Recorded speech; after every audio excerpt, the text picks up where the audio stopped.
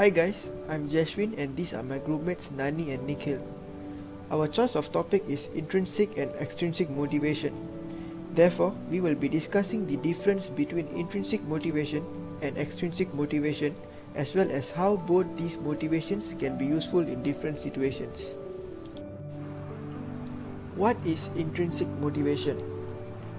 Intrinsic motivation is a motivation that arises from within an individual to engage in a certain task or behavior willingly, and not because he or she is expecting anything in return or forced to do so to avoid a punishment. For instance, we clean up our room because we like tidying up, not because we want to avoid being reprimanded by our parents. It is said that people who are intrinsically motivated tend to perform better when carrying out a task. This is because they find that the task itself is rewarding, and therefore they give their best when carrying out a task without seeking for an external reward. By offering an external reward to a person carrying out a task motivated intrinsically, it will eventually make the person to lose interest in the task. For example, rewarding a student for completing an assignment which he or she has already expressed interest in will lead to the student being less interested in completing the assignment after being externally rewarded. Providing positive praise and feedback when people perform well can increase the intrinsic motivation as well as confidence, which will then enable them to perform better in future.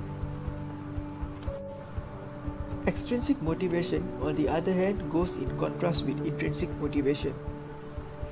Extrinsic motivation is a motivation to engage in a behavior in order to avoid punishment or to earn a reward. For example, we study because we want to pass the subject, not because we find it interesting. However, external rewards can be useful in situations in which a person is required to carry out an unpleasant task, such as cleaning the toilet.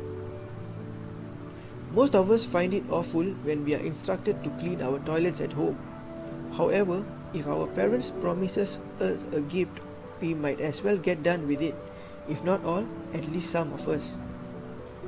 Providing external rewards is also a useful method that can be used to motivate people to acquire new skills and knowledge in terms of learning. Last but not least, external rewards can also be used as a form of feedback, allowing people to know if they have met a certain standard and if they deserve a reward. Now, having this being said, both intrinsic and extrinsic motivation play an important role in driving one's behavior. Therefore, it is important for us to understand the differences between these two types of motivation and the effect they have on behavior in order to know when to utilize them. That is all from us. Thank you.